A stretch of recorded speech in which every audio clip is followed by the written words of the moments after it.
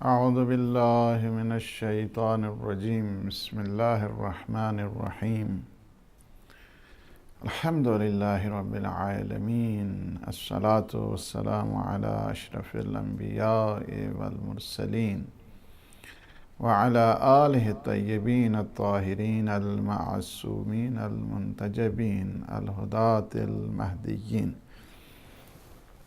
سيما بقية الله في العالمين روحي وأرواح العالمين في مقدمه الفداء.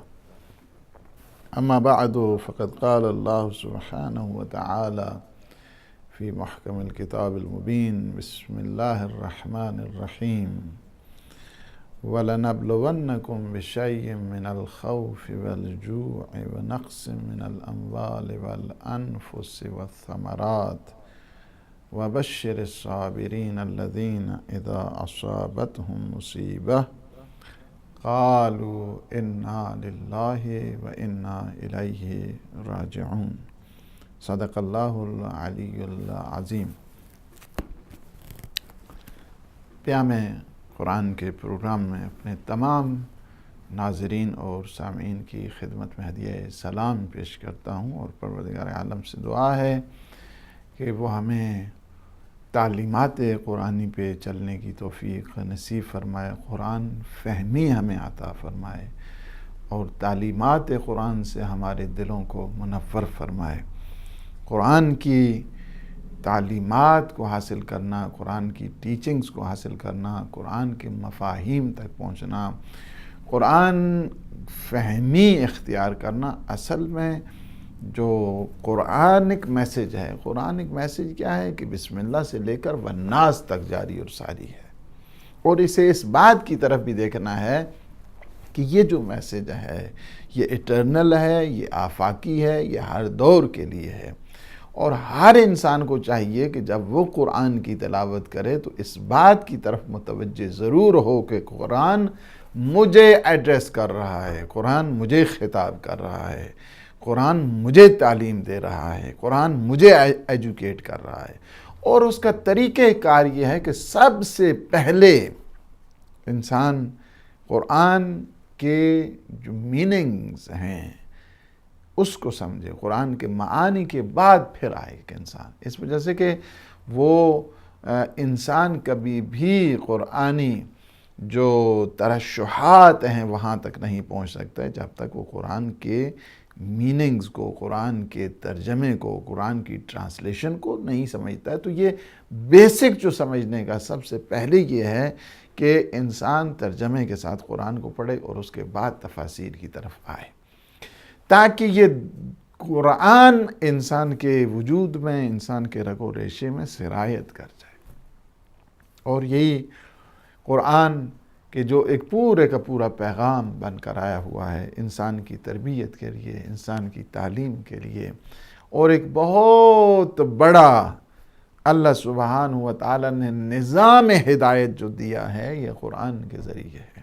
قرآن سے دور اصل میں ہدایت سے دور ہوا کرتا ہے، قرآن سے دور اصل میں خدا سے دور ہوا کرتا ہے، قرآن سے دور اصل میں سیرت مصطفیٰ سے دور ہوا کرتا ہے، قرآن سے دور اصل میں سیرت معصومین سے دور ہوا کرتا ہے. اس وجہ سے سب سے زیادہ تاکید کی گئی ہے کہ مصیبتیں آ جائیں تو تم قرآن کا سایہ لے لو. ہماری ڈسکشن سورہ مبارکہ بقرہ، اور آج ہماری ڈسکشن ہوگی آیت نمبر 155. مسلسل آپ پروگرامز دیکھ رہے ہیں، سالہ سال سے پیام قرآن کے پروگرام جاری اور ساری ہیں الحمدللہ رب العالمین. آج یہ جو پروگرام ہے اور یہ ہماری آج گفتگو ہوگی سورہ مبارکہ بقرہ کی آیت 155 پہ. ارشاد فرمایا وَلَنَبْلُوَنَّكُمْ بِشَيْءٍ مِّنَ الْخَوْفِ وَالْجُوعِ وَنَقْصٍ مِّنَ الْأَمْوَالِ وَالْأَنفُسِ وَالثَّمَرَاتِ وَبَشِّرِ الصَّابِرِينَ الَّذِينَ إِذَا أَصَابَتْهُم مُّصِيبَةٌ قَالُوا إِنَّا لِلَّهِ وَإِنَّا إِلَيْهِ راجعون. ہم تمہیں ضرور بالضرور آزمائیں گے، ہم تمہیں آزمائیں گے یعنی یہ آزمائش حتمی ہے، یہ آزمائش اٹل ہے. ہم نے تمہیں ضرور بضرور کیا کرنا ہے؟ ٹیسٹ کرنا ہے. ہم نے تمہارا ٹرائل کرنا ہے، ہم نے تمہارا ایگزام کرنا ہے، ہم نے تمہارا امتحان لینا ہے.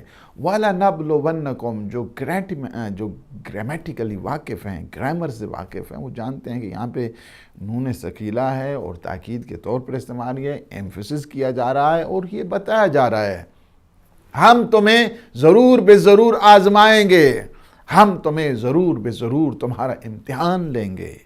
کیا ہے تمہارا امتحان لیں گے؟ خوف کے ذریعے لیں گے، بھوک کے ذریعے لیں گے، پیاس کے ذریعے لیں گے، اموال کے ذریعے لیں گے، ثمرات کے ذریعے لیں گے، کبھی کمی کر کے نقصان کر کے تمہیں آزمائیں گے. اور صبر کرنے والوں کے لیے خوشخبری ہے، بشارت ہے. جو صابرین ہیں ان کے لیے اللہ نے بشارت دی ہے. بھوک میں جو صبر کرتے ہیں، خوف میں جو صبر کرتے ہیں، اموال کی کمی اور نقصان میں جو صبر کرتے ہیں، ہم انہیں بشارت دیتے ہیں. بشارت اللہ سبحانہ و تعالیٰ کی طرف سے.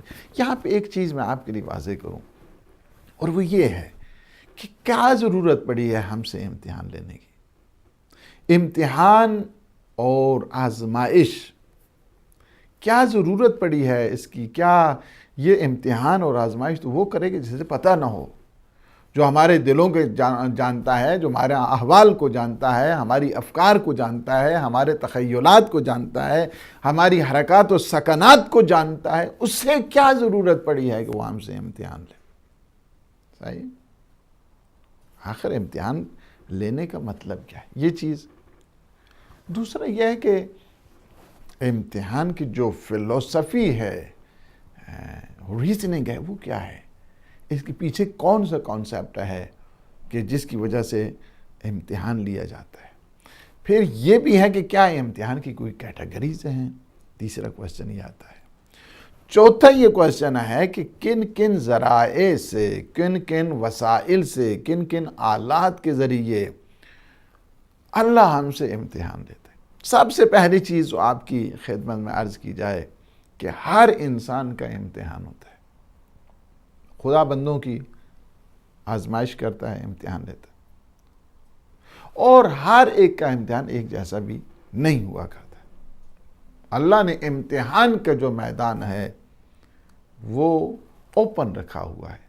اس کو اگر آپ دیکھیں انبیاء سے لے کر عامت الناس تک، جنرل پبلک تک، سب کے لیے امتحان ہے. ہم انشاءاللہ آئیں گے اور اس کا آپ کو ریفرنس بھی دیں گے کہ سب کے لیے اللہ نے امتحان رکھا. ہر نبی کے لیے ہے، ہر وصی کے لیے ہے، ہر ولی کے لیے ہے، ہر انسان کے لیے ہے، ہر موجود کے لیے ہے، موجودات عالم کے لیے ہے. اور ہر ایک کی جو کیٹیگری ہے مختلف ہوتی ہے. ہر ایک کے حوصلے کے مطابق امتحان ہوتا ہے، ہر ایک کی ریاضت کے مطابق امتحان پیدا ہوتا ہے. تو کویسچن البتہ وہ کہ جو ہم نے ریز کیا ہے کہ اللہ سبحانہ و تعالی کہ جو علیم بذات الصدور ہے، ہر ایک کو جانتا ہے، ہر ایک سے واقف ہے، دلوں کے رازوں کو جانتا ہے، سینے میں جو تڑپ رہا ہے اسے بھی جانتا ہے. اسے کیا ضرورت پڑی ہے؟ وہ علیم ہے، وہ قدیر ہے، وہ علم مطلق سے سرشار ہے، وہ قدرت مطلق سے سرشار ہے. اسے کیا ضرورت پڑی ہے ہم سے امتحان لینے کے لیے ہوتی ہے؟ اس وجہ سے کہ ہر ایک کی حقیقت اس کے سامنے ظاہر ہے. کوئی ایسا نہیں، آپ دنیا کے سامنے ہزاروں چیزیں چھپا سکتے ہیں لیکن اللہ سبحانہ و تعالیٰ کے سامنے تو کچھ نہیں چھپا سکتے. وہ عالم السر والخفیات، وہ دلوں کے رازوں کو جانتا ہے، دلوں کے بھیدوں کو جانتا ہے، افکار کو جانتا ہے، ہم کیا سوچ رہے ہیں اسے جانتا ہے.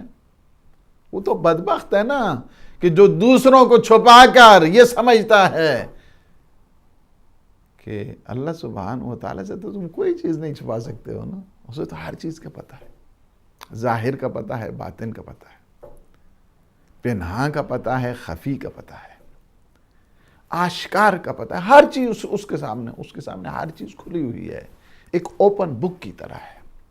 جس طرح آپ کے ہتھیلی پر کوئی چیز ہو اور آپ کو سامنے نظر آئے، اسی طرح اللہ سبحانہ و تعالیٰ بلکہ اس سے زیادہ جلی تر آپ اس کے لیے، یہ تو الفاظ اس لیے ہیں تاکہ آپ مطلب آپ کے ذہنوں کے قریب ہو جائے، ورنہ جو اس ذات کے لیے آشکار ہیں چیزیں، اس کے لیے کوئی چیز بے نہا نہیں ہے، اس کے لیے کوئی ستر نہیں ہے، اس کے لیے کوئی باطن نہیں ہے، وہ ہر چیز کیا ہے اس کے سامنے اوپن ہے، کھلی ہوئی ہے، اور وہ جانتا ہے ہر ایک کو، انسان کے ظاہر کو بھی جانتا ہے، انسان کے باطن کو بھی جانتا ہے، انسان کی حقیقت کو بھی جانتا ہے کہ وہ کیا ہے اور کیا بنے گا۔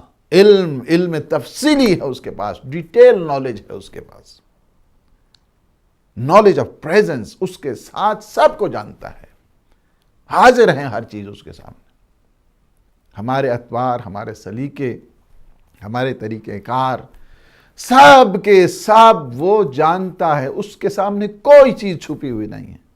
جب اس کے سامنے کوئی چیز چھپی ہوئی نہیں ہے، وہ ظاہر کو جانتا ہے، باطن کو جانتا ہے، آشکار کو جانتا ہے، اخفاء کو جانتا ہے، خفی چیزیں اسے جانتا ہے، تو پھر کیا ضرورت پڑی ہے امتحان لینے کے لیے؟ جب وہ ساری چیزوں کو جانتا ہے، ہم کیا ہیں، ہمارا نتیجہ کیا نکلنے والا ہے، اور یہ بھی جانتا ہے کون ہے کہ جو نیک ہے، کون ہے کہ جو بد ہے، کون ہے جو صالح ہے، کون ہے جو غیر صالح ہے، ان سب کو وہ جانتا ہے۔ ایسا نہیں ہے کہ کوئی چیز اللہ سبحانہ و تعالیٰ سے چھپی ہوئی ہے۔ تو اب یہ ہے کہ جب وہ جانتا ہے ساری چیزیں، سارے احوال اسے پتہ ہیں، سارے حالات اسے پتہ ہیں، ساری سچویشن اسے پتہ ہیں، تو پھر کیا ضرورت پڑی ہے ہم سے امتحان لینے کے لیے؟ میں سمجھتا ہوں کہ سوال جو ہے نا پختہ ہو گیا اور ٹھیک طریقے سے دل و دماغ میں راسخ ہو گیا ہے۔ اب ہم آتے ہیں اس کے لیے جواب کے سلسلے، یعنی خدا کو پتہ ہے بہت ساری چیزیں، خدا کو سب کے بارے میں پتہ ہے، سارے موجودات کے بارے میں پتہ ہے، سارے انسانوں کے بارے میں پتہ ہے، لیکن کیا کرتا ہے اللہ سبحانہ و تعالیٰ کی جو شان کریمی ہے، اس کا تقاضا یہ ہے کہ جو اپنا علم ذاتی ہے کہ اسے پتہ ہے کہ اس کا یہ ہونے والا ہے، یہ خوب ہے، یہ بد ہے، یہ اچھا ہے، یہ بھلا ہے، یہ صالح ہے، یہ غیر صالح، اللہ سبحانہ و تعالیٰ کو پتہ ہے۔ لیکن کیا کرتا ہے اللہ؟ چونکہ چاہتا ہے کہ یہ مرحلہ چونکہ دنیا میں ہے، مرحلہ عمل ہے، اس کے ذریعے پتہ چل جائے۔ اپنے علم سے فیصلہ نہیں کرتا ہے جبکہ وہ جانتا ہے، بلکہ بندوں کے عمل اور بندوں کے برتاؤ پہ وہ فیصلہ کرتا ہے، تاکہ کل یہ نہ کوئی کہا جائے، یہ کوئی نہ کہے یا اللہ تو نے ہمیں موقع نہیں دیا تھا، تو نے ہمیں اپرچونٹی نہیں دی تھی، تو نے ہمیں فرصت نہیں دی تھی، تو نے ہمیں آزمایا نہیں تھا، تو نے ہمارے لیے جو مرحلہ امتحان ہے، کمر امتحان بند کر دیا تھا۔ اللہ کہے گا نہیں، سب کے لیے کھلا ہے، آ جاؤ، زور آزمائی کر لو، آ جاؤ، عمل کی دنیا میں آ جاؤ، تم خود پتہ چل جائے کہ تم کیا ہو۔ اپنے علم سے فیصلہ نہیں کیا، لوگوں کے برتاؤ پہ فیصلہ کیا ہے۔ اپنے علم سے فیصلہ نہیں کیا ہے، لوگوں کے عمل سے فیصلہ کیا ہے۔ تو عمل کو دین سے جدا نہیں کیا جا سکتا ہے، عمل ہی سے تو انسان کا پتہ چلتا ہے۔ اس وجہ سے کہ ہر ایک کے لیے ایسی سنت بنا دی اللہ سبحانہ و تعالیٰ نے اپنی آزمائش کی، اپنے امتحان کی، کہ تمہیں ہم ہر دم آزمائیں گے۔ فرما دیا احسب الناس ان یترکوا ان یقولوا آمنا وہم لا یفتنون، کیا یہ کافی ہے؟ یہ گمان کرتے ہیں کہ صرف اتنا کہہ دیں انہیں چھوڑ دیا جائے گا کہ ہم ایمان لاتے ہیں؟ ایمان لاتے ہیں، وہ بتاؤ تمہیں تمہارا امتحان نہیں لیا جائے گا؟ جب تم کہتے ہو ایمان لاتے ہیں تو امتحان لیا جائے گا، تاکہ پتہ چلے تمہارے امتحان کا کہ تمہارے امتحان تمہارے عمل میں کتنی، تمہارے ایمان میں کس حد تک صداقت ہے۔ تمہاری صداقت ایمان کے لیے امتحان لیا جاتا ہے، تمہاری صداقت ایقان کے لیے امتحان لیا جاتا ہے، تمہاری صداقت زندگی کے لیے امتحان لیا جاتا ہے، تاکہ یہ پتہ چل جائے بالشر والخیر کہ کون اچھائی کے ذریعے، برائی کے ذریعے، دونوں کے ذریعے امتحان ہی سے پتہ چلتا ہے۔ امتحان کیا کرتا ہے؟ صلاحیتوں کو اجاگر کیا کرتا ہے، حق اور باطل، ثواب اور عقاب میں جو حد فاصل بنا کرتی ہے وہ امتحان ہے، یہی امتحان ہے۔ اور یہ بات آپ کو پتہ ہے کہ ہمارے احوال سے وہ فیصلہ کرتا ہے، چونکہ اس نے جب دنیا میں بھیجا ہے، دنیا میں جب اس نے بھیجا، اختیار دے کر بھیجا ہے، علم دے کر بھیجا ہے، ذمہ داری دے کر بھیجا ہے، ارادہ دے کر بھیجا ہے، چوائس دے کر بھیجا ہے۔ یہ چوائس دے کر بھیجا، ارادہ دے کر بھیجا، اختیار دے کر بھیجا، تو ہمیں جب اختیار دیا تو ہمیں پھر اختیار کو یوٹیلائز بھی تو کرنے دے۔ اللہ کہتا ہے تمہیں ہم نے اختیار دیا، تم یوٹیلائز کرو اختیار کو، یہ تمہاری، اٹس اپ ٹو یو، تم کس مرحلے میں، کس سلیقے کے ساتھ تم اپنے اختیار کو استعمال، اختیار ہم نے تمہیں دیا ہے۔ ہم نے جب تمہیں اختیار دیا ہے تو تم اختیار کو کس جہت کی طرف تم لے کر جاتے ہو، یہ تمہارے اوپر ہے۔ ہمیں پتہ ہے تم کیا کرنے والے ہو، ہم اپنے علم سے نہیں فیصلہ کریں گے، چونکہ ہم نے تمہیں اختیار دیا۔ اللہ ڈکٹیٹرشپ کے خلاف ہے، اللہ اس آمریت کے خلاف ہے، خود بتا دیا۔ حالانکہ اللہ سبحانہ و تعالیٰ کو نہیں پتا ہے کہ شیطان کا کیا بننے والا ہے، شیطان کیا ہوگا، جو 6000 سال تک عبادتیں کرتا رہا، کیا مگر اللہ کو نہیں پتا ہے کہ اس کا انجام کیا ہونے والا ہے، اس کی عاقبت کیا ہونے والی ہے، یہ کس طرح میرے مقابلے میں اکڑے گا، کس طرح میرے مقابلے میں آ جائے گا، اور کس طرح یہ کہے گا کہ میں تیرے بندوں کو گمراہ کروں گا، دائیں طرف سے، بائیں طرف سے، آگے سے، پیچھے سے، جہاں جہاں پہ موقع ملے گا۔ فَبِعِزَّتِكَ لَأَغْوِيَنَّهُمْ أَجْمَعِينَ، مجھے تیری عزت کی قسم ہے میں ان سب کو گمراہ کروں گا۔ خدا نے کہا اچھا اتنی تم میں جرات آ گئی ہے، اتنی تجھ میں ہے، تجھے میں نے خلق کی اس وجہ سے، تجھے اتنی جرات۔ اللہ کرے گا تو وہیں پہ گردن موڑ دو، اسرائیل کو کہتے جاؤ اس کا کام تمام ہوگا، نہیں، ارادہ دیا، چوائس دی، ارادہ بھی دیا، چوائس بھی دی، ٹھیک ہے۔ فخرج انکا، تم رجیم ہو، جاؤ، نکل جاؤ، مردود ہو گئے ہو، اس بارگاہ قدسی سے تم نکل جاؤ۔ اللہ کو پتا ہے کہ اس کا کیا ہونے والا ہے، مگر جو کریم ذوات مقدسہ ہوا کرتی ہیں، اور جس کا علم بھی وسیع ہوتا ہے، جس کا قدرت بھی وسیع ہوا کرتی ہے، اسے پتا ہے یہ کہاں جائے گا، کیا کر لے گا۔ چمٹی آپ کے ہاتھ پہ رینگتی رہتی ہے، آپ کو کوئی پرواہ نہیں ہوتی، آپ کہتے ہیں کیا کر لے گی، جب چاہوں اس کو مسل کر رکھ دوں۔ کوئی بھی طاقت بڑی سے بڑی، سپریم طاقت، جو سپریم بینگ ہے، وہ اللہ سبحانہ و تعالیٰ کی طاقت ہے، سپر پاور اللہ سبحانہ و تعالیٰ کی ہے، اس کے سامنے کوئی طاقت نہیں، وہ جب چاہے، لیکن وہ کیا کرتا ہے، مہلتیں دیتا ہے، ڈھیل دیتا رہتا ہے، اور ایک حد تک جب ڈھیل، انما نملی لہم لیزدادوا اثما، ہم پھر ڈھیل اسے دیتے رہتا ہے تاکہ یہ اور گناہ کرے، تاکہ اس پہ اور ہم عذاب نازل کریں۔ اللہ چاہتا ہے، اللہ جانتا ہے، پہلے اپرچونٹی دیتا ہے، فرصت دیا کرتا ہے، اسے ارادے کو یوٹیلائز کرنے دیتا ہے، اس کے عمل کے مطابق فیصلہ کرتا ہے۔ ہم نے تمہیں ارادہ دیا، ہم نے تمہیں اختیار دیا، تم نے ارادہ اور اختیار کو کس طرح استعمال کیا ہے۔ میں نہیں چاہتا تھا تمہیں ذلیل کروں، تم خود اپنے ہاتھوں سے ہوئے۔ خدا کسی پہ ظلم نہیں کرتا ہے، انسان اپنے ہاتھوں کے ذریعے ظلم کرتا ہے۔ خدا کسی کے اوپر ستم نہیں کرتا ہے۔ لیس بظلام للعبید، وہ اپنے بندوں پہ ظلم تو نہیں کرتا ہے، وہ تو رحیم ہے، کریم ہے۔ ہم ہر چیز کا آغاز کرتے ہیں بسم اللہ الرحمن الرحیم، رحمان الرحیم ساتھ ہے۔ انسان اس قسم کے اسباب اپنے لیے فراہم کرتا ہے اس اعمال کے ذریعے، یہی انسان آزمائش کے ذریعے، امتحان کے ذریعے، اس کا ثواب بھی ہے، اس کا عقاب بھی ہے، وہ حق پہ بھی چلتا ہے، وہ باطل پہ بھی چلتا ہے۔ اسی امتحان کے ذریعے وہ نیکی کی طرف جاتا ہے، برائی کی طرف جاتا ہے۔ امتحان میں جو کامیاب ہوا کرتے ہیں نیکی کی طرف جاتے ہیں، ناکام ہوتے ہیں برائیوں کی طرف چلے جاتے ہیں۔ امتحان بہت خوبصورت ایک جملہ ہے، امیر المؤمنین مولا کائنات علی ابن ابی طالب علیہ السلام فرماتے ہیں وَإِنْ كَانَ سُبْحَانَهُ أَعْلَمُ بِهِمْ مِنْ أَنفُسِهِمْ وَلَكِنْ لِتُظْهِرَ الْأَفْعَالَ الَّتِي بِهَا يُسْتَحَقُّ الثَّوَابُ وَالْعِقَابُ۔ اللہ سبحانہ و تعالی لوگوں کے احوال سے متعلق خود ان سے بہتر جانتا ہے، خود ان سے بہتر آگاہ ہے۔ ان کان سبحانہ اعلم بہم، وہ بندوں سے زیادہ علم رکھتا ہے، خود ان سے زیادہ۔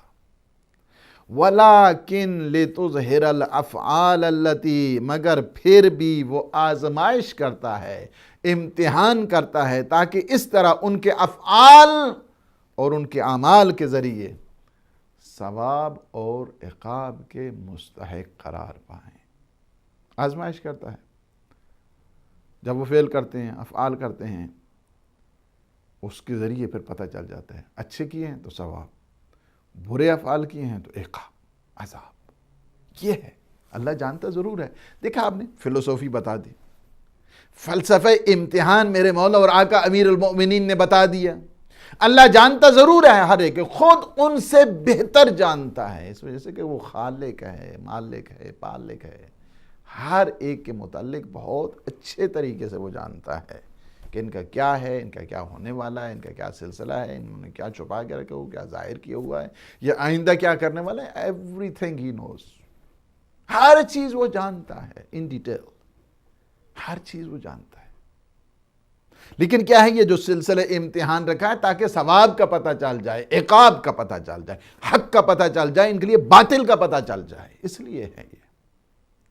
اللہ سبحانہ و تعالی امتحان رکھا، وہ امتحان بہت بڑی اللہ کی وہ نعمت ہے، اور یہ واضح کر دیا ہے مولا نے کہ ثواب اور عقاب کا انسان مستحق جو قرار پاتا ہے اسی افعال کے ذریعے، انہیں اعمال کے ذریعے۔ عمل سے کبھی دور نہیں رہنا چاہیے، یہ عمل ہی تو ہے کہ جو حد فاصل بن رہا ہے ثواب کے درمیان اور عقاب کے درمیان۔ ثواب جو انسان ریوارڈ حاصل کرتا ہے اور انسان کو پنشمنٹ جو ہوا کرتی ہے، وہ اسی عمل کے ذریعے۔ لہٰذا عمل کو دین سے جدا نہیں کیا جا سکتا ہے، وہ دین کوئی اور ہے کہ جس میں عمل نہیں ہے۔ عمل دین کا جز ہے، it is a part of religion۔ یہ نہیں ہوتا ہے کہ اس کو جو ہے نا ڈفرینشیٹ کر دیا جائے دین سے، عمل کو آپ جدا نہیں کر سکتے ہیں دین سے۔ اگر عمل نہیں ہے تو وہ کیا دین کا اس کا پتہ چلے گا، اس کے ثواب اور عقاب کا کیسے پتہ چلے گا؟ مولا کائنات نے یہ بات بتا دی، اس وجہ سے بتا دی کہ امتحان ناگزیر ہے، امتحان ضروری ہے، اور یہ الہی سنت ہے، الہی تربیت کا حصہ ہے۔ اللہ سبحانہ و تعالیٰ پرورش چاہتا ہے، اور یہی وجہ ہے کہ جس کی اہمیت کے پیش نظر متعدد مقامات پر امتحانات کا اس نے ذکر کیا ہے اور نسبت دی ہے، یہ سنت حسنہ ہے۔ امتحان ہی کے ذریعے جو پوشیدہ طاقتیں ہوتی ہیں، جواہر ہوتے ہیں، خزانے ہوتے ہیں، وہ اجاگر ہوتی ہیں اسی امتحان کے ذریعے۔ اور جو دفن مدفون استعداد ہے، اگر امتحان نہ ہو تو ساری استعداد دفن ہو جائے، ساری قابلیت دفن ہو جائے۔ امتحان ہی تو ہے کہ جو صلاحیتوں کو اجاگر کرتا ہے۔ اگر امتحان دے گا تو او لیول سے اے لیول پہ جائے گا، امتحان دے گا تو اے لیول سے گریجویشن کی طرف جائے گا، امتحان دے گا تو گریجویشن سے پوسٹ گریجویشن کی طرف جائے گا، امتحان دے گا تو اس کے بعد ڈاکٹریٹ پہ جائے گا، امتحان دے گا تو اس کے بعد پوسٹ ڈاکٹریٹ۔ کون سا امتحان کے بغیر جو ہے اسی طرح؟ ایسا تو کچھ نہیں ہوتا ہے، ایسا تو نہیں ہوتا ہے امتحان کے بغیر۔ امتحان کیا ہے؟ ضروری ہے، پوشیدہ طاقتوں کو اجاگر کرنے کے لیے، پوشیدہ طاقتوں میں نکھار پیدا کرنے کے لیے امتحان ضروری ہوتا ہے۔ اور یہی چیز ہے، وہ چیزیں کہ جو بالقوہ ہوتی ہیں، ان میں بالفعل بنانے کے لیے، اس یہ فلسفی جو ٹرمز ہیں ان کو آپ بالقوہ سے بالفعل آنے کے لیے امتحان ناگزیر ہے۔ اور یہی چیز ہے، یعنی ایک چیز کی جس میں صلاحیت ہے، اس صلاحیت کو بروئے کار لانا، یعنی بالفعل اس کو عملی صورت میں لے کے آنے کے لیے جو چیز اس میں فاصلہ بنتی ہے اور ڈسٹنکشن بنا کرتی ہے، اس کا نام ہے امتحان اور آزمائش۔ ورنہ صلاحیت ہی رہ جائے، قابلیت ہی رہ جائے، دفن ہو جائے انسان کے اندر، مستور رہے انسان کے اندر، ستر کی صورت میں رہے انسان کے اندر، اگر یہ امتحان جیسی نعمت نہ ہوتی۔ اللہ سبحانہ وتعالی اپنے بندوں کو امتحان لیتا ہے، اپنے بندوں سے امتحان لیتا ہے تاکہ وہ کیا کریں؟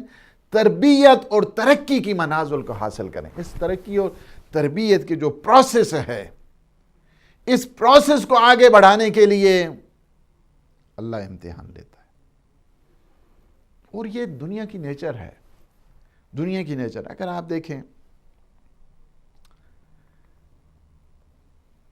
سونے کو بھی اگر آگ کی بھٹی میں، سونا بھی اگر آگ کی بھٹی میں رقص نہ کرے تو وہ کندن نہیں بنتا ہے، اور آگ کی بھٹی میں جانے کے بعد ہی اس کا کیرٹ بھی پتہ چلتا ہے کہ سونا، اس سونے کی جو تکامل ہے وہ کس صورت میں ہے۔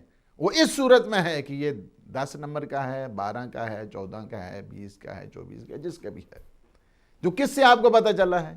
یہ پتہ چلا ہے آگ کی بھٹی میں جب اس نے امتحان دیا، اس کی آزمائش ہو گئی، تو اس کی آزمائش سے یہ چیز پتہ چلی کہ اس کا کیرٹ کون سا ہے، اس کا درجہ کون سا ہے، ترقی اس نے حاصل کی۔ اگر وہ اسی طرح ہی رہتا تو کیا پتہ چلتا؟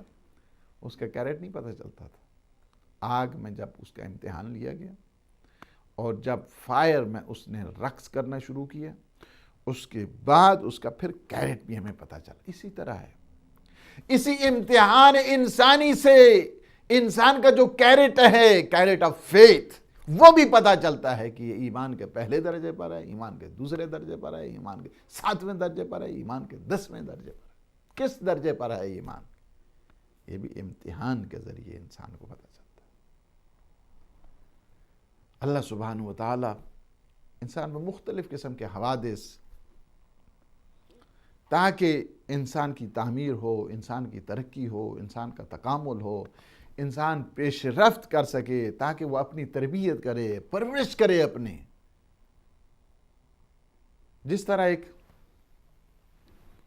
ماہر جو ایکسپرٹ ہے، باغبان، دانوں کو تیار زمین میں بوتا ہے، پتھر پہ تو نہیں نہ رکھ دیتا ہے، زمین کو تیار کرتا ہے، زمین تیار کرنے کے بعد پھر دانوں کو رکھتا ہے،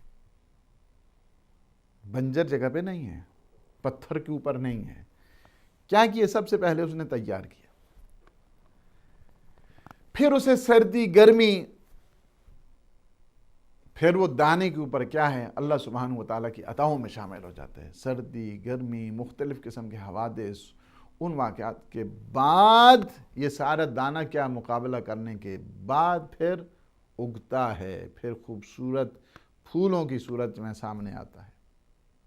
اسی طرح اللہ سبحانہ وتعالیٰ بھی اسی امتحان کے ذریعے کہ جو دل کے نہا خانوں سے جواہر ہیں، وہ سارے، وہ انمول موتی ضمائر میں جو موجود ہیں، انسان کے اسرار میں موجود ہیں، انسان کے صدور میں موجود ہیں، انسان کے سینوں میں موجود ہیں، ان اسرار کو باہر نکالتا ہے اسی امتحان کے ذریعے۔ دیکھیں فلسفی بتائی اللہ سبحانہ وتعالی، سورہ آل عمران کی آیت نمبر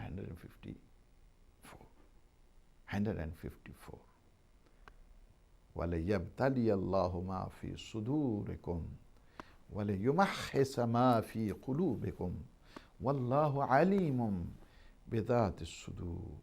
اور تمہارے سینوں میں جو کچھ ہے نا، خدا اس کا امتحان لیتا ہے، امتحان لیتا ہے اس کا، تمہارے علم کا امتحان، تمہارے فضل کا امتحان، تمہارے جاہ کا امتحان، تمہارے جلال کا امتحان، تمہارے ہر لحاظ کے ساتھ اس کا امتحان ہوتا ہے، تمہارے وجود کا امتحان، تم پہ نعمتیں دی اس کا امتحان، تم پہ اتنے خزانے اور ذخائر دی ان کا امتحان۔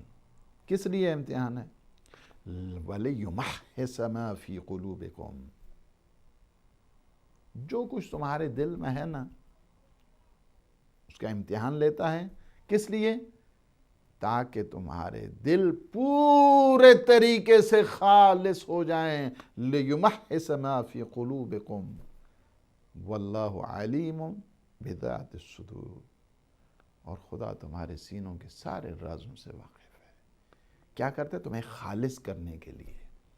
امتحان اس لیے لیا جاتا ہے تاکہ تمہیں خالص کیا جائے. امتحان اس لیے لیا جاتا ہے تاکہ تمہیں پیوریفائی کیا جائے. امتحان اس لیے لیا جاتا ہے تاکہ تمہاری تطہیر کی جائے. امتحان اس لیے لیا جاتا ہے تاکہ تمہارا تزکیہ کیا جائے، صفائی ستھرائی کی جائے، اندر سے پاکیزہ کیا جائے، تمہاری تربیت اور پرورش کی جائے. امتحان سے جو گھبراتا ہے وہ تکامل سے گھبراتا ہے.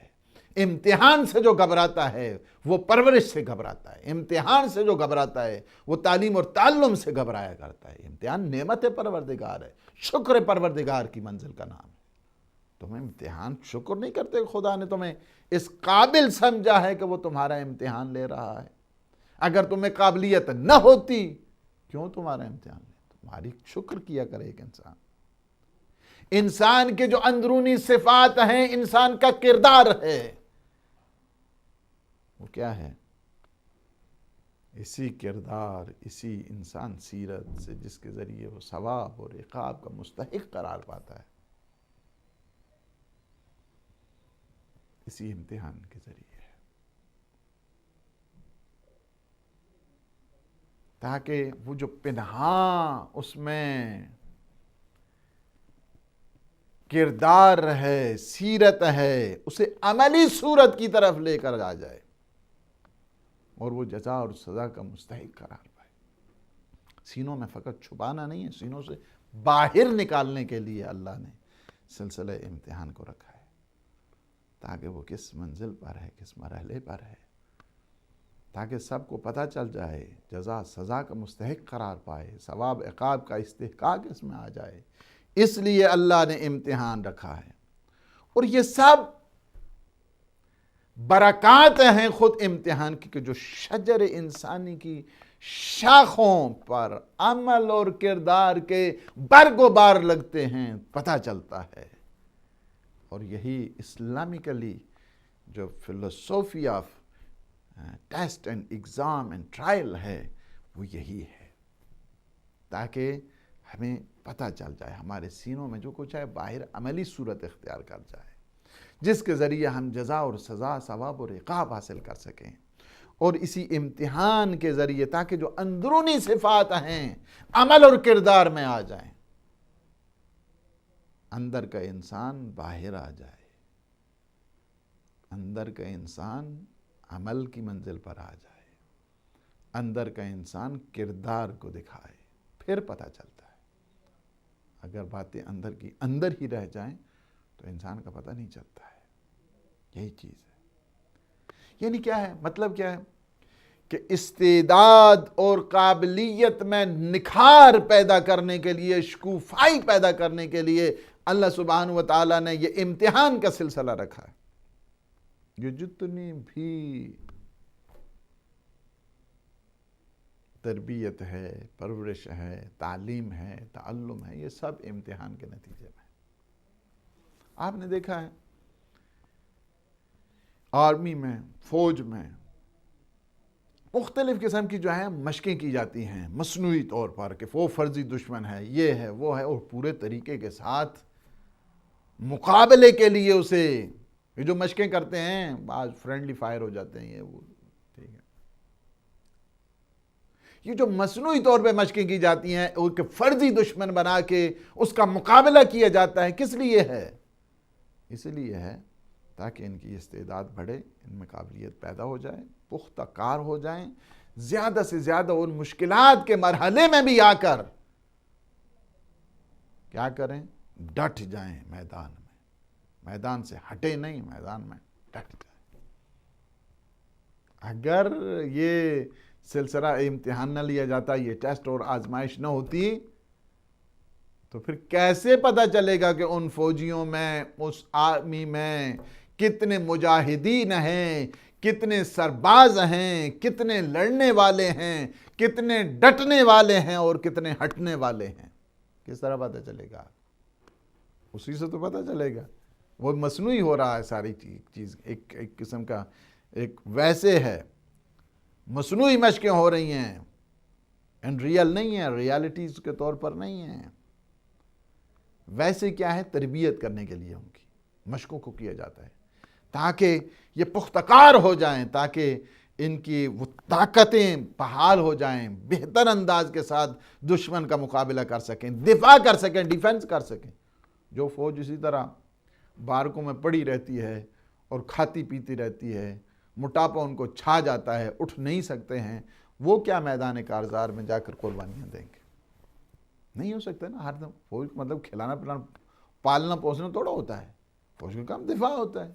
اور دفاع کیا ہوتا ہے؟ اس کے مختلف انہیں ٹیکٹکس بتائی جاتی ہیں، ٹیکنیکس بتائی جاتی ہیں، مشقیں کرائی جاتی ہیں، انہیں مختلف قسم کے حربے سکھائے جاتے ہیں تاکہ یہ پختہ کار ہو جائیں، تاکہ ان میں طاقت آ جائے، طاقت یہ طاقتور ہو کر کال قوم کا دفاع کر سکے۔ اس لیے ہوتا ہے۔ اگر وہ نہ کیا جائے تو پھر کیا ہے نتیجہ؟ اس کا یہی ہوگا کہ جب سخت حالات آ جائیں گے وہ سارے کے سارے جو ہے نا پھر پتہ ہی نہیں چلے گا۔ جس طرح آپ نے دیکھا ہے کہ وہ کھانے والی جو لنگروں پہ فوجیں ہوتی ہیں وہ اور ہوتی ہیں، اور جو ایک مشن کو لے کر ایک ایمان کے ساتھ، جرأت کے ساتھ، ہمت اور ایمان اور استقلال کے ساتھ جاتی ہیں وہ اور ہوتی ہیں۔ اور آپ نے دیکھا ہے وہ فوجیں بھی 3 دن جن میں ایمان نہیں ہوتا ہے، طاقت نہیں ہوتی ہے، اسی طرح بزدل ہوا کرتی ہیں، وہ 3 دن بعض اوقات جو ہے نا آپ نے دیکھا اور آپ کے سامنے ہیں یہ سارے واقعات، ٹینکوں کے اندر چھپی رہتی ہیں۔ اور جو نہتے ہوتے ہیں ایمان، توکل بخدا، ٹوٹل ریلائنس ان گاڈ، اللہ سبحانہ و تعالیٰ کی، انہیں کچھ نہیں ہوتا ہے۔ مومن ہے تو بے تیغ بھی لڑتا ہے سپاہی۔ یہ ہے، میں بات فقط یہ کرنا چاہتی کہ یہ ساری کی ساری مصنوعی مشقیں ہوں یا ایک قسم کی یہ سارا کا سارا سلسلہ اور مصنوعی دشمن بنا کر مقابلہ کیا جائے، اس کا فقط اور فقط فائدہ یہ ہوتا ہے کہ تاکہ یہ لوگ میدان میں آ کر ڈٹ جائیں، بزدل نہ بنیں، طاقتور بنیں، پختہ کار بنیں، یہ مطلب ہوتا ہے اور یہ ضروری ہوتا ہے۔ اور میں ایک چیز اور بتاؤں، یہاں پہ ٹائم ہمارا اختتامی مراحل پر ہے، ایک چیز یہ بتاؤں، دیکھیں جو امتحانات ہوا کرتے ہیں یہ امتحان فقط کوئی انسانوں پر نہیں، دنیا کے جہاں جہاں پہ بھی موجودات، ایک میں آپ کو کرائٹیریا بتا دوں، جہاں جہاں پر بھی تربیت اور پرورش کا نظام موجود ہے وہاں پہ امتحان ہے۔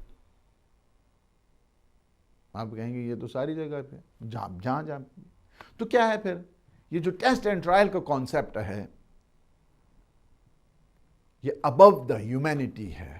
آپ اس کو یہ نہیں کہہ سکتے ہیں کہ یہ فقط انسانوں کے لیے ہے، only for the mankind، اس کے لیے نہیں ہے، بلکہ اس سے جو ہے نا یہ کانسیپٹ above than that، اس سے اوپر ہے، یعنی ہر ایک جہاں جہاں پہ تربیتی پروسیس ہے وہاں پہ بھی امتحان ہے۔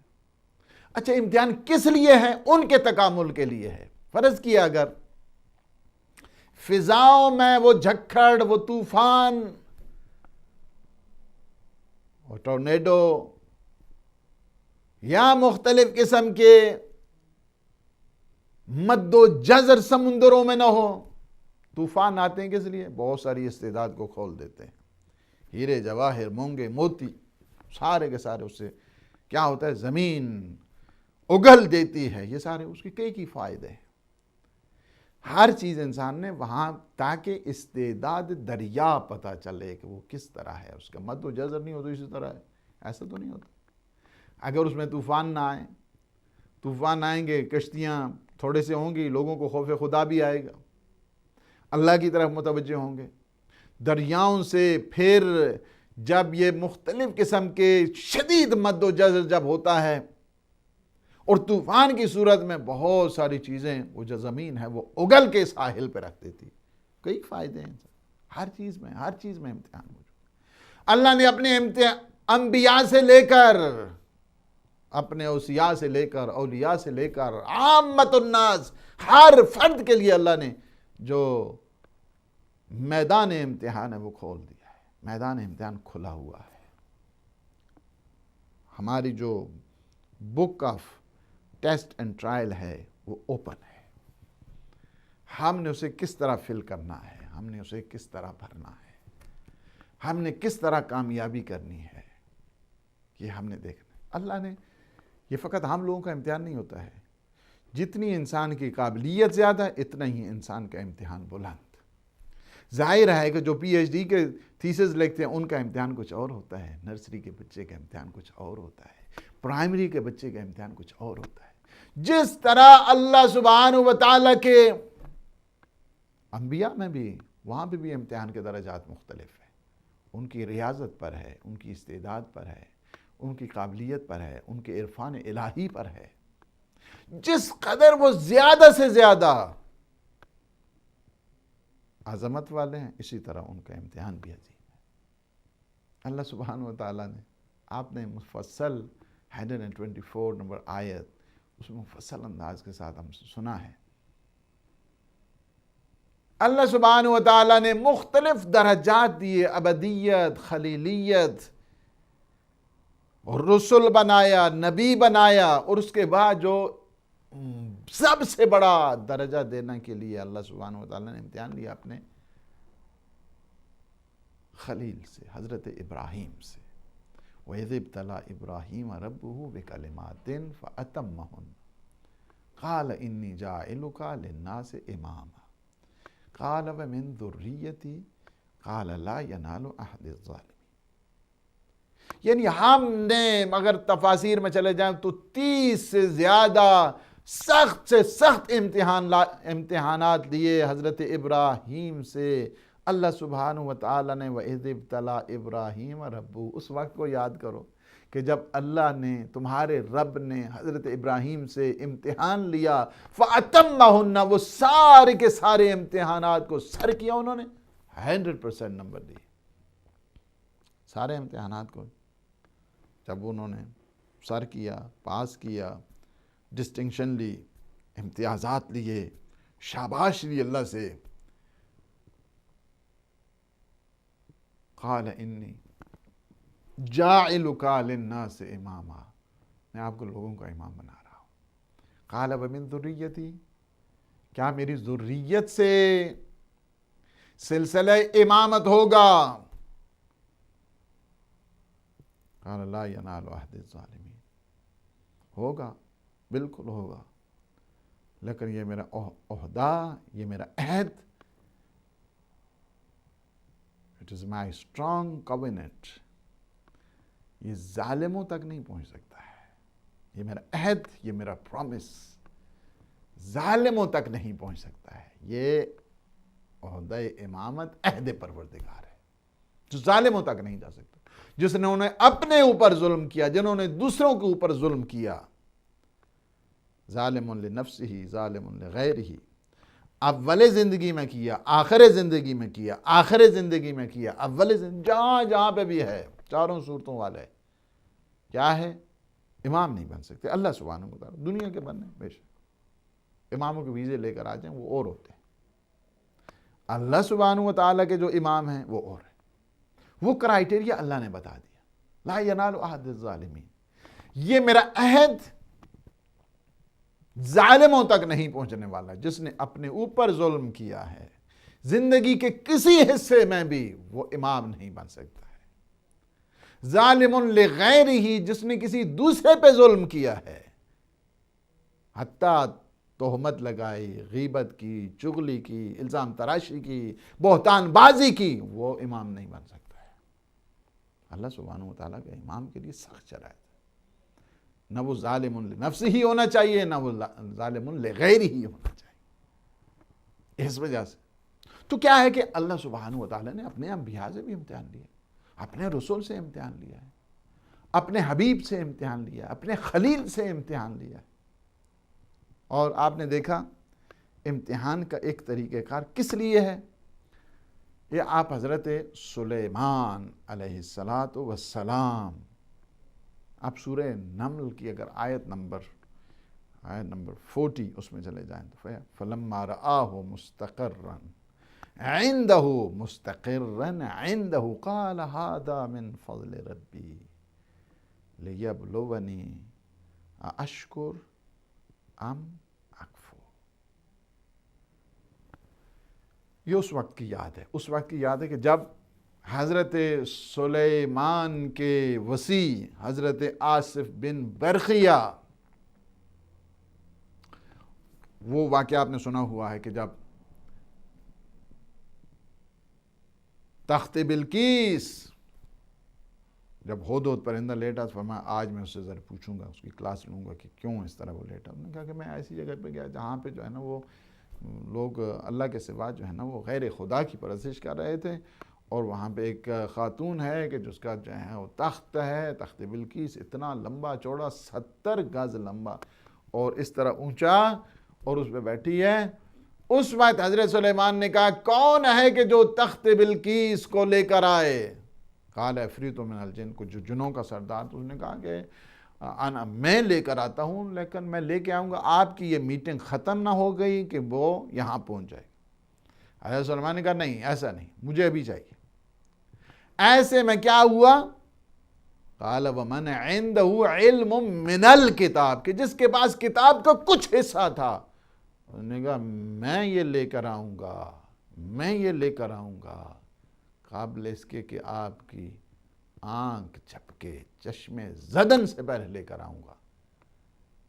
حضرت آصف بن برخیہ نے چشم زدن سے پہلے لا کے 2400 کلومیٹر فرام فلسطین ٹو قارب، 2400 کلومیٹر، 24، آج تک دنیا میں کوئی ایسی تیز رفتار نہیں ہے گاڑی، نہ کوئی جہاز، چشم زدن میں یہ الہی طاقت ہے۔ It is a divine power, it is a divine grace, جس کو کہتے ہیں یہ لطف پروردگار ہے۔ یہ دنیا مادی دنیا کے تصور میں آنے والی چیز نہیں ہے، نہ مادی کانسیپٹ کے ساتھ یہ سمجھنے والی چیز ہے۔ 2400 کلومیٹر چشم زدن سے پہلے، وہ بھی 70 گز لمبا چوڑا۔ کس طرح تصرف کیا حضرت آصف بن برخیہ نے، یہ ایک الگ ڈسکشن ہے۔ میرا جو شاہد مثال ہے میں وہ دینے لگا۔ 2400 کلومیٹر جب لے کے آئے، ان کے سامنے جب ہوا، جب سامنے انہوں نے دیکھا، حاضر جب دیکھا اس تخت بلقیس کو، تو حضرت سلیمان نے کہا، کیا کہا؟ ھذا من فضل ربی، یہ میرے رب کا فضل ہے، یہ میرے رب کا احسان ہے۔ یہ جو اتھارٹیٹو پاورز ہوا کرتی ہیں، ڈیوائن پاور ہوا کرتی ہے، تصرف کرنے کی طاقت ہوا کرتی ہے، یہ انسان جو سبجوگیٹ کرتا ہے یہ طاقت ہوتی ہے، یہ ساری کی ساری لطف پروردگار ہے۔ ھذا من فضل ربی، یہ میرے رب کا فضل ہے۔ کس لیے ہے؟ لیبلونی، وہ مجھے آزمانا چاہتا ہے۔ یہ بات ہے، اللہ یہ نعمتیں دیتا ہے، یہ فضل کرتا ہے، یہ رحمتیں کرتا ہے، یہ برکات نصیب کرتا ہے، لیبلونی، تاکہ وہ مجھے آزمائے۔ آصف بن برخیہ کمال تو نے کیا ہے، وہ مجھے آزمانا چاہتا ہے، چونکہ میں تجھ سے زیادہ طاقت رکھتا ہوں۔ یہ لیبلونی، وہ مجھے آزمانا چاہتا ہے، کیا؟ اشکر، کہ میں شکر بجا لاتا ہوں یا شکران نعمت نہیں کرتا۔ بہت بڑا امتحان۔ تبارک الذی بیدہ الملک وہو علی کل شیء قدیر الذی خلق الموت والحیات لیبلوکم، تاکہ وہ تمہیں آزمائے، ایکم احسن عملا، کہ تم میں بہترین عمل کرنے والا کون ہے۔ ایک بڑی اہم ڈسکشن ہے، انشاءاللہ میں اسے اگلے ہفتے تک کے لیے چھوڑتا ہوں، کہ آزمائش کے جو مختلف ذرائع ہیں وہ کیا ہیں، مختلف طریقہ کار ہیں وہ کیا ہیں، کن آلات کے ذریعے اللہ ہم سے آزمائش کرتا ہے، کن وسائل ذرائع کے ذریعے اللہ ہم سے، انشاءاللہ اگلے سیشن میں آئے گی۔ دعا ہے اللہ سبحانہ وتعالی ہمارے ان لمحات کو اپنی عبادت میں شمار فرمائے، ہمارے گناہوں سے عفو درگزر فرمائے۔ خدایا بحق محمد و آل محمد ہمیں معرفت قرآن نصیب فرما، ہمیں علم قرآن نصیب فرما، ہمیں عشق قرآن عطا فرما۔ خدایا بحق محمد و آل محمد ہمیں سائے قرآن نصیب فرمائے، سائے اہل بیت نصیب فرما، ہمارے گناہوں سے گناہان صغیر اور کبیرہ انہیں معاف فرما۔ خدایا بحق محمد و آل محمد ہمارے جو مومنین مومنات مریض ہیں، بیمار کربلا کے صدقے انہیں صحت سلامتی شفا کاملہ اور عاجلہ عطا فرما۔ ہم سب کے مرحومین کو جوار رحمہ، جوار عصمت، جوار سید الشہداء میں جگہ عنایت فرما۔ خدایا بحق محمد و آل محمد عالم اسلام کو سر بلند فرما، عالم طاغوت کو نابود فرما۔ پروردگار یوسف زہرا امام زمان قطب عالم امکان کے ظہور پر نور میں تعجیل فرما، ہمیں اپنے امام کے ناصرین مجاہدین مبلغین میں شمار فرما۔ ربنا تقبل منا انک انت السمیع العلیم بجاہ محمد و آلہ الطاہرین۔ والسلام علیکم ورحمۃ اللہ وبرکاتہ۔